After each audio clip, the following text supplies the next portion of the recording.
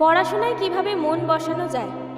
এই প্রশ্নের উত্তর দেওয়ার আগে আমি আপনাদের যদি প্রশ্ন করি, আপনি কি কখনো এই প্রশ্নটা করেছেন যে কিভাবে মন দিয়ে পাবজি বা ফ্রি ফায়ার খেলা যায়, বা কিভাবে ইনস্টাগ্রাম রিলস বা শর্টস এক মনে দেখবেন?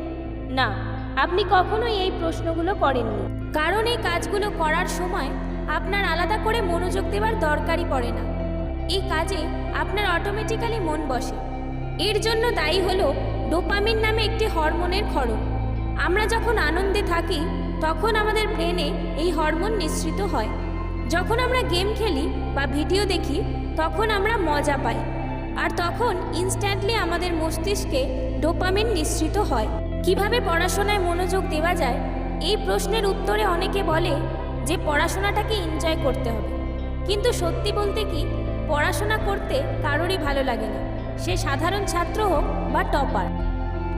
পড়তে গিয়ে আমাদের মন কিছুতেই পড়াশোনায় বসে না, কারণ আমাদের পড়তে ভালো লাগে না, তাই ডোপামিন ক্ষরণও হয় না। আমাদের মন ডোপামিনের খোঁজে এদিক ওদিক ছুটে বেড়ায়। এই জন্য পড়াশোনা করার সময় আমরা সহজে মনোযোগ দিতে পারি না। বাট টপাররা এক অর্গানাইজড ওয়েতে পড়াশোনা করে, যার জন্য তাদের পড়া শেষ করতে বেশি সময় লাগে না। তো চলুন জেনে নেওয়া যাক পড়াশোনায় মন দেওয়ার সেই সহজ টিপসগুলো। Step number 1, time management. আপনাকে প্রথমে একটা কাগজ আর একটা পেন নিয়ে বসতে হবে, আর সেই সঙ্গে দেখতে হবে আপনার কাছে সারাদিনে কতটা সময় আছে। আপনি যখন সময়ের হিসাব করবেন তখন আপনার মনও এই বিষয়ে সচেতন হবে। সারাদিনের সময় হিসাব করার পর দেখুন এই সময়ে আপনি কখন পড়াশোনা করতে পারবেন। পড়াশোনার জন্য এমন একটা সময় বেছে নিন যখন কেউ আপনাকে খুব বেশি বিরক্ত করতে পারবে না। এই সময়ে আপনি নিয়মিত পড়তে বসুন। যখন আপনি প্রতিদিন একই সময়ে পড়াশোনা করতে বসবেন তখন আপনার ব্রেন সজাগ থাকবে, আর আপনার মন আপনাকে একই সময়ে পড়তে উৎসাহিত করবে। টাইম ম্যানেজ করার পর যখন আপনি পড়াশোনা করতে বসেন তখন আপনার মন এখানে ওখানে চলে যায়। আপনি যদি অনেক উৎসাহ নিয়েও পড়াশোনা করতে বসেন তাহলেও 15 থেকে 30 মিনিটের বেশি আপনি মনোযোগ দিতে পারেন না। তখনই আপনার অবস্থা বেচারা নোবিতার মতো হয়ে যায়। এই জন্য আপনি যদি বেশিক্ষণ ধরে পড়তে চান তাহলে আপনাকে এই ছোট ছোট স্টেপগুলো ফলো করতে হবে। তো step number 2, use 5 second rule.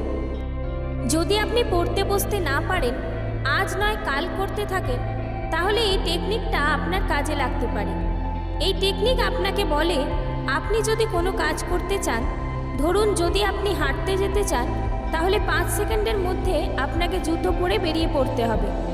একইভাবে আপনি যদি পড়াশোনা করতে চান তো 5 সেকেন্ডের মধ্যে সোজা গিয়ে আপনাকে স্টাডি টেবিলে বসতে হবে। যখন আপনি এই টেকনিকটা অ্যাপ্লাই করবেন আপনার হয়তো ভালো লাগবে না, কিন্তু 10 মিনিট পড়ার পরে আপনি জানতেও পারবেন না কখন 10 মিনিট থেকে 40 মিনিট সময় পার হয়ে গেছে, আর আপনি একইভাবে পড়েই যাচ্ছেন। পড়তে বসা অনেকের জন্যই কঠিন কাজ হতে পারে, কিন্তু এই টেকনিকটা অ্যাপ্লাই করে যে কেউ খুব সহজেই পড়তে বসতে পারে। Step number 3, use pomodoro technique. বিজ্ঞান বলছে যখন আমরা বেশি সময় ধরে কোনো কাজে মনোযোগ দিই তখন কিছু সময় পর মনোযোগ এদিক ওদিক হয়ে যেতে শুরু করে। এজন্যই কাজের প্রতি মনোযোগ দেওয়ার জন্য পোমোডোরো টেকনিক তৈরি করা হয়েছে, যা বলে আপনাকে 25 মিনিট কাজ করতে হবে বা পড়াশোনা করতে হবে, তারপর 5 মিনিটের ব্রেক নিতে হবে। 5 মিনিটের পর আবার 25 মিনিটের জন্য কাজ করতে হবে, তারপর আবার ব্রেক নিতে হবে। এইভাবে কাজ করা আর ব্রেক নেওয়ার মধ্যে দিয়ে আপনি আপনার মনোযোগ ধরে রাখতে পারবেন। তো এই ছিল আজকের ভিডিওটি ভালো লাগলে লাইক করবেন, কমেন্ট করবেন এবং বন্ধুদের সাথে শেয়ার করবেন, এবং চ্যানেলটিকে সাবস্ক্রাইব করে পাশে থাকবেন।